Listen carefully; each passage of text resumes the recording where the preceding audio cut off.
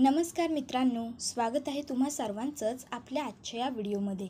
आजचा आपला हा व्हिडिओ खूपच जास्त इंटरेस्टिंग आणि छान असणार आहे, कारण आजच्या दिवशी म्हणजेच आज गुढीपाडव्याच्या दिवशी पुन्हा एकदा पार्थ आणि जीवा आपल्याला दोन्ही भाऊ एक झालेले पाहायला मिळणार आहेत। तर दुसरीकडे जीवा आणि नंदिनी यामध्ये हळूहळू शर्टचं बटन लावण्याच्या बहाण्याने मैत्री फुलून येणार आहे। नंदिनी ही जीवाच्या खूप जास्त जवळ आलेली आपल्याला आजच्या एपिसोडमध्ये पाहायला मिळणार आहे। तर दुसरीकडे आता पार्थने सुद्धा काव्याबरोबर मैत्री करायचा निश्चय केला असल्या कारणामुळे पार्थसुद्धा काव्यासाठी गजरा घेऊन आलेला असतो आणि काही कारणास्तव त्याला तिच्याशी खोटं बोलून तिला तो गजरा द्यावा लागतो आणि मग काव्यासुद्धा तो गजरा केसामध्ये माळून घेते।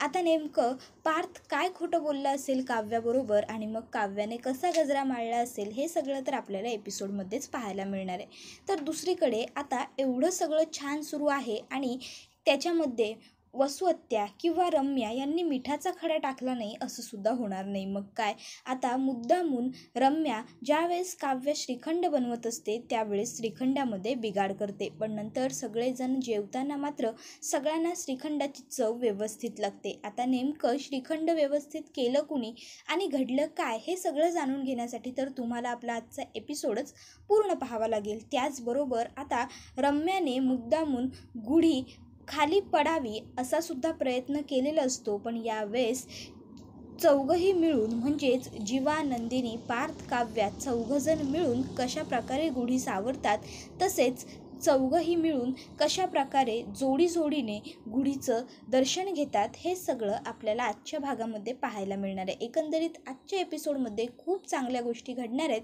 त्यामुळेच आजचा एपिसोड हा खूपच जास्त इंटरेस्टिंग असणार आहे। अजिबात वेळ वाया न घालवता सुरुवात करूया आपल्या आजच्या एपिसोडला, म्हणजेच लग्नानंतर होईलच प्रेम या मालिकेच्या आजच्या लेटेस्ट आणि इंटरेस्टिंग भागाला। आजच्या भागात पार्थ हा जीवाला समजावत असतो की जीवा, अरे खेळाच्या मैदानात सुद्धा आपण नात्याला महत्त्व दिलं आणि आज असे वागतोय का? हे बघ, आपण दोघं पुन्हा एक होऊया। त्याबरोबर आता पार्थ जीवासमोर हात पुढे करतो, त्याबरोबर जीवासुद्धा आता पार्थच्या हातावरती हात ठेवायला हात वरती उचलतो। आता हात ठेवतच असतो इतक्यात त्या ठिकाणी काव्य आलेली असते। आता काव्याला बघून जीवाला खूप राग येतो आणि मग तो पार्थच्या हातावरती हात न ठेवता रागातच तिकडनं निघून जातो। आता सुयोग म्हणायला लागतो, अरे असा काय हा, आत्ता हात ठेवत होता ना तुझ्या हातावर आणि एकाएकी इकडनं निघून गेला, काय सुरू आहे याचं नक्की? त्याबरोबर पार्थ म्हणत असतो, हल्ली त्याचं काय सुरू आहे नक्की, त्याला काय होतंय, कोणाचा राग येतोय मला काहीच कळत नाहीये। त्याबरोबर आता सुयोगसुद्धा काही न बोलता गुपचूपपणे तिकडनं निघून जातो। आता काव्याला तर माहीत आहे की जीवाला नक्की कोणाचा राग येतोय, पण ती तर सांगू शकत नाही। मग आता जीवाबरोबर सुयोगसुद्धा गेल्यावर काव्या ही तिकडनं आवरायला निघून जाते, तर बिचारा पार्थ हा शेवटी मात्र तिथे एकटाच उभा राहिलेला असतो। तर दुसरीकडे रागारागात जीवा हा त्याच्या बेडरूममध्ये आलेला असतो आणि आता त्याला तयार व्हायचं असतं। तो वॉर्डरोब उघडतो, तर वॉर्डरोबमध्ये नंदिनीने सगळे शर्ट, कुर्ते सगळं काही अगदी लाईनीत व्यवस्थित लावून ठेवलेलं असतं। आता एवढी सगळी स्वच्छता बघून जीवाला राग येतो, तो लगेचच चिडत म्हणतो, या नंदिनीला किती वेळा सांगितलंय माझ्या वस्तूकांना हात लावत जाऊ नकोस, पण तरीसुद्धा ही माझं ऐकत नाही। आणि मग रागारागात जीवा कुर्ता घालत असतो आणि कुर्त्यात तो अडकतो, त्याला डोकं बाहेर काढता येत नसतं, त्याला हातसुद्धा अडकवलेले असतात। आता नंदिनी तिकडे येते आणि म्हणत असते, अरे रे जीवा, काय करताय तुम्ही हे? आता नंदिनीला थोडं हसू येतं, त्यावर जीवा म्हणत असतो, तुझ्यामुळे झालंय जे काही झालंय ते। त्यावर नंदिनी म्हणते, माझ्यामुळे? बरं बरं ठीक आहे, मी तुम्हाला जरा बाहेर पडायला या सगळ्यातून मदत करते। त्यावर जीवा म्हणत असतो, काही गरज नाही, मला तुझ्या मदतीची गरज नाहीये, नको मला तुझी मदत। त्यावर नंदिनी म्हणत असते, असं कसं, थोडी मदत तर घ्यावी लागेल ना, थांबा मी मदत करते तुम्हाला, थांबा। आणि मग आता नंदिनी जीवाला मदत करते आणि त्यानंतर जीवा हा लगेचच त्या कपड्यातून बाहेर पडतो। जीवा म्हणत असतो की हे सगळं तुझ्यामुळे झाले, तू करून ठेवलं होतंस हे, तुला किती वेळा सांगितलं माझ्या कपाटाला, माझ्या वॉर्डरोबला हात लावायचा नाही, माझ्या वस्तूकांना हात लावायचं नाही म्हणून। त्यावर नंदिनी म्हणत असते, जीवा, सणासुदीच्या दिवशी पसारा चांगला दिसत नाही हो, लक्ष्मी येत नाही जर पसारा असेल तर, म्हणून। त्याबरोबर जीवा म्हणतो, हो का, हे तू कुठल्या पुस्तकात वाचलंस ग? त्यावर नंदिनी म्हणत असते, तशी मी बरीच पुस्तकं वाचली आहेत। त्यावर जीवा म्हणत असतो, सिरियसली नंदिनी, खरंच या गोष्टीसाठी तू पुस्तक वाचलंयस? त्यानंतर तो म्हणत असतो, हे बघ, हे बघ तू काय करून ठेवलंयस, माझ्या कुर्त्याचं बटन तोडलंस. त्यावर नंदिनी म्हणत असते, बरं ठीक आहे, मी लावून देते तुम्हाला बटन. त्यावर जीवा म्हणत असतो, मला तुझी काही मदत नको आहे. त्यावर नंदिनी ही हसत तिथे उभी राहते.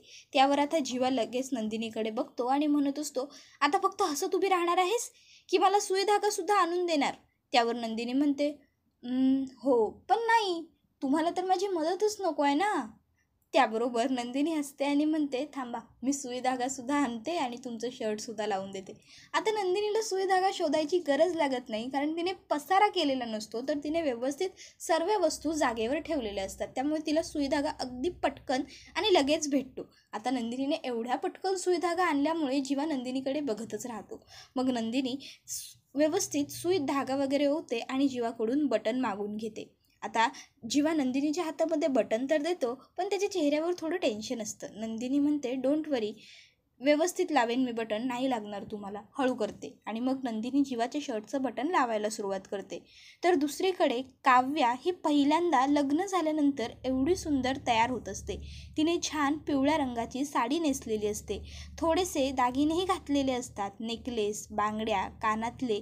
हेअरस्टाईल मात्र तिने तिची नेहमीची छान पण साधी केलेली असते. आणि आता काव्या खूप सुंदर दिसत असताना तिची सुंदरता आणखी वाढवण्यासाठी पार्थने गजरा आणलेला असतो. पण आता पार्थच्या हातामध्ये गजरा बघून काव्याला राग येतो. काव्या म्हणायला लागते, गजरा का आणलात तुम्ही? गजरा आणण्याचं महत्त्व माहीत आहे तुम्हाला? गजरा कधी आणतात ते? कशासाठी आणलात तुम्ही गजरा? हे बघा, मी तुमची बायको नाही आहे, तुम्ही लक्षात ठेवा. त्याबरोबर पार्थ म्हणतो, हो, का आणतात गजरा माहीत आहे मला. एकतर प्रेमात आणतात, नाहीतर मैत्रीत आणतात, म्हणून आणला मी. त्यावर लगेच आता काव्या म्हणायला लागते, काय गरज तुम्हाला माझ्यासाठी गजरा आणण्याची? हे बघा, एक गोष्ट लक्षात ठेवा, आपल्यात मैत्री नाही आहे आणि मी तुमची बायको तर अजिबात नाही आहे, समजलं?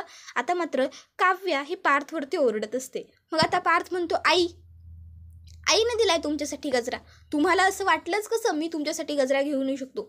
मी जर हवं असेल तर फक्त तुमच्यासाठी ऑफिसमधून येताना फाईल्स घेऊन येऊ शकतो फाडण्यासाठी, समजलं? त्याबरोबर आता पार्थ ज्यावेळेस बोलायला लागतो त्यावेळेस काव्य गप्पच बसते. आणि मग काव्या पार्थला फक्त इतकंच विचारते, तुम्ही आधी का नाही सांगितलं?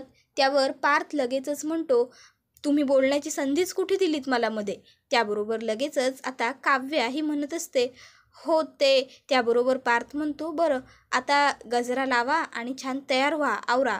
त्यावर लगेच काव्या पार्थकडे बघते, तर पार्थ म्हणतो, आईने सांगितलंय म्हणजे गजरा लावायचं असेल तर लावा. बरं, नवीन वर्षाच्या. त्यावर लगेच पार्थ काव्याकडे बघतो आणि म्हणतो, जाऊ दे, मी जातो. आणि मग तो लगेचच तिकडनं निघून जातो. आता काव्य तपासते पार्थ तिकडनं गेलाय का. आणि मग पार्थ गेल्याबरोबर ती छान त्या फुलांचा सुवास घेत असते. आता काव्या अगदी मनमुग्धपणाने छान फुलांचा वास घेत असताना पार्थ दरवाजातून हळूच काव्याला बघत असतो. आता काव्याला पहिल्यांदाच पार्थ असं बघत असतो आणि त्यालासुद्धा आनंद होतो. तो मनात म्हणत असतो, खरंच मैत्रीत कधी कधी खोटंही बोलावं लागतं. मी आणलेला गजरा आईने दिलाय असं सांगून मला काव्याला द्यायला लागला, पण त्या बहाण्याने का होईना पण तिने गजरा तर माळला. आता काव्य गजरा माळते आणि मग पार्थ काव्याच्या समोर येऊन पुन्हा उभा राहतो. तो काव्याला म्हणत असतो, अरे वा, रागा इतकाच, गजराही छान दिसतोय की तुम्हाला, छान. त्याबरोबर काव्य पार्थकडे रागाने बघते, तर पार्थ म्हणत असतो, नवीन वर्षाच्या गुढीपाडव्याच्या तुम्हाला खूप खूप हार्दिक शुभेच्छा. पटापट आवरा आणि लवकर खोलीतून बाहेर या. आणि मग आता काव्य काही पुढे बोलणार किंवा वाद घालणार या अगोदरच पार्थ तिकडनं निघून गेलेला असतो. मग काय, काव्या एकदा आरशात वळते आणि स्वतःचं पूर्ण रूप छान निहाळत असते. त्यानंतर ती आता म्हणत असते, गेल्या वेळेस जेव्हा मी साडी नेसले होते त्यावेळेस जीवाने मला जबरदस्तीने फोटो पाठवायला सांगितले होते, पण आज मी साडी नेसली आहे, आम्ही दोघं एकाच घरात आहोत, पण तरीसुद्धा असं काहीच घडणार नाही आहे. फोटो पाठवू शकले नसले म्हणून काय झालं, मी जीवाला विश तर करून नक्कीच येऊ शकते ना. आणि आज सण आहे, त्यामुळे माझ्यावर सणासुदीला जीवासुद्धा चिडणार नाही. आणि मग आता काव्या जीवाला विश करण्यासाठी त्याच्या रूमच्या दिशेने येत असते, पण नंदिनी त्याच वेळेस जीवाच्या शर्टाचं बटन लावते आणि धागा तोडण्यासाठी ती जीवाच्या आणखीन जवळ जात असते. इतक्यात तिकडे काव्या येते. हे सगळं बघून काव्याला वाईट वाटतं आणि मग काव्या ही लगेचच तिकडनं निघून जात असते. तर जीवा हा नंदिनीला शर्टचं बटन लावलेला धागा तोंडाने तोडू देत नाही. तू तिला कैची आणायला सांगतो. पण हे आता काव्याने पाहिलेलंच नसतं. काव्य ताबडतोब रागारागात तिकडनं निघून आलेली असते किचनमध्ये आणि आता ती श्रीखंड बनवायला सुरुवात करते. तर आता हे बघून रम्याला मात्र राग येत असतो. ती मनातल्या मनात म्हणत असते, खरं तर आज देशमुखांची थोरली सून म्हणून हे नैवेद्याचं श्रीखंड मी बनवत इथे असायला हवं होतं. पण आज ही काव्य इथे मध्ये लुडबुड करायला आली. पण आता आईने जे काही होल केलेत मला फक्त त्याच्यावरती तूप लावायचं आहे. आणि मग मुद्दामून आता रम्या ही काव्याला म्हणायला लागते, काव्या काही मदत हवी असेल तर सांग मला. त्यावर काव्या म्हणत असते, काही गरज नाही आहे, माझं मी मॅनेज करेन. त्यावर रम्या आता काव्याला म्हणायला लागते, काव्या हे बघ, तू सतत उगाचच्या उगाच आईचा राग माझ्यावरती काढत जाऊ नकोस. आई आणि मी आम्ही दोघीजणी अगदी वेगळ्या व्यक्ती आहोत. खरं तर माझ्या बाबतीत जे झालं तेच पुन्हा तुझ्या बाबतीत घडतं आहे म्हणून मला खूप वाईट वाटतं. म्हणून तुझ्याबद्दल सहानुभूती वाटते. पण तू तर कायम माझ्याशी तुचड्यासारखी वागत असतेस. हे बघ, मी आणि आई दोन्ही वेगळ्या व्यक्ती आहोत. त्याबरोबर पुढे ती सांगते, तू उगाच माझ्यावर आईचा राग काढत जाऊ नकोस. त्यावर लगेचच काव्य तिच्याकडून मदत घेते. ती तिला विचारते ड्रायफ्रूट्स. त्यावर रम्या तिला ड्रायफ्रूट आणून देते. त्याबरोबर ती विचारते लगेचच जायफळ. त्यावर रम्या तिला जायफळ तर आणून देते, पण सांगते तू जायफळ घालू नकोस श्रीखंडामध्ये. पार्थला जायफळ आवडत नाही, त्यापेक्षा तू वेलची घाल. त्यावर लगेच काव्या म्हणते जीवाला आवडतं. त्यावर रम्या तिच्याकडे पाहायला लागते. त्यावर ती सांगते जीवाला, नंदिनी ताईला, मालिनी काकूंना, विक्रम काकांना सगळ्यांना जायफळ घातलेलं श्रीखंड आवडतं ना. त्याबरोबर रम्या म्हणायला लागते, अरे वा काव्या, तुला तर घरात आल्यापासून लगेचच सगळ्यांच्या आवडीनिवडी वगैरे माहीत झाल्या ग. बरोबर. त्याबरोबर आता इकडे काव्या ही रागारागाने श्रीखंड बनवत असते. ती ते लोणी घुसळत असते. आता ते करत असताना तिला जीवा आणि नंदिनी हे दोघं एकमेकाच्या किती जवळ होते आणि त्या दोघांनी एकमेकाच्या नजरेत नजरा मिळवल्या ते सगळं आठवायला लागतं आणि त्यामुळे तिच्या डोळ्यात टचकन पाणी आलेलं असतं. आणि आता काव्याचं लक्ष श्रीखंड बनवण्यामध्ये अजिबातच नसतं. ही गोष्ट रम्या नोटीस करते. ती मनातल्या मनात विचार करायला लागते की नक्की काय आहे. म्हणजे हे जे जबरदस्तीने झालेलं हिचं लग्न आहे, फक्त ही एकमेव अशी गोष्ट आहे की ज्यामुळे हिची सतत तंद्री लागते किंवा हिच्या डोळ्यात पाणी येतं, की आणखीन काही वेगळी गोष्ट आहे. नाही नाही नाही, आई म्हणते तसा हिचा वीक पॉईंट नक्कीच काहीतरी वेगळा आहे आणि मला लवकरात लवकर हिचा तो वीक पॉईंट शोधून काढलाच पाहिजे, असं सुद्धा रम्या म्हणायला लागते. आता रम्या काव्याचं श्रीखंड बनवण्यात लक्ष नाही या गोष्टीचा फायदा घेते आणि तिला विचारते साखर घालू. त्यावर काव्या होकार देते. रम्या साखरेचा डबा उघडते. 1 चमचा साखर श्रीखंडाच्या वाटीवरती करते आणि पुन्हा तो चमचा डब्यामध्ये ठेवून देते आणि म्हणते आणखीन 1 घालते आणि मग ती आणखीन 1 चमचा काढते, डब्याच्या बाहेर श्रीखंडाच्या वाटीवर धरते आणि काव्याचं लक्ष नाही हे बघून पुन्हा साखरेच्या डब्यात ठेवून घेते आणि मग विचारते आणखीन घालायची आहे का. त्यावर काव्या होकार देते. मग रम्या पुन्हा तेच करते.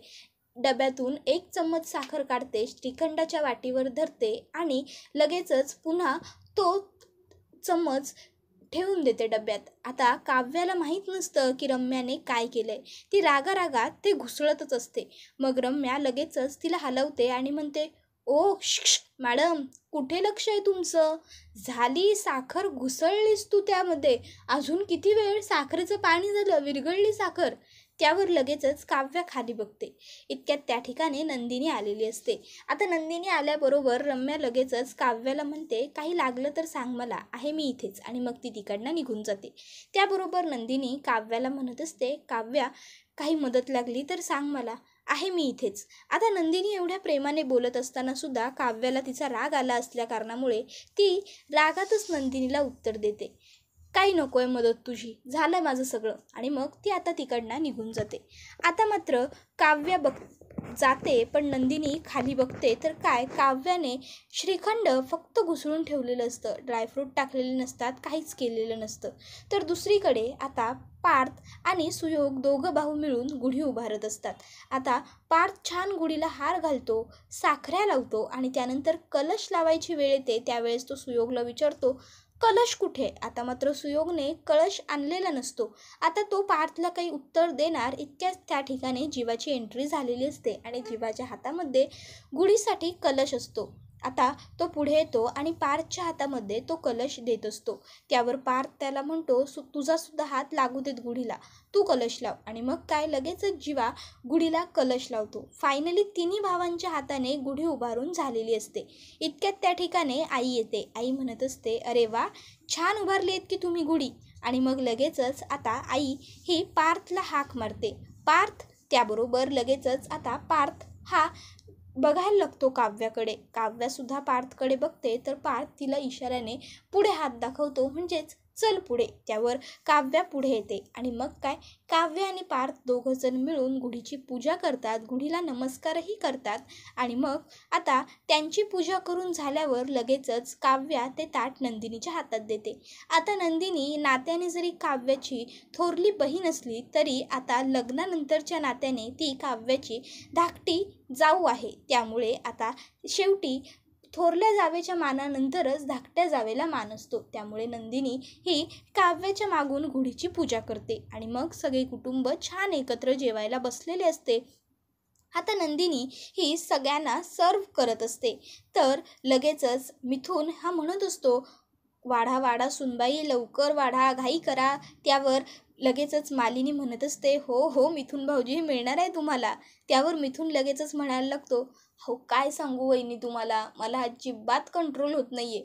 मला असं झालंय, कधी एकदाचं श्रीखंड माझ्या ताटात येतंय आणि पुरीची आणि त्याची मैत्री होते आणि तो घास माझ्या पोटात जातोय.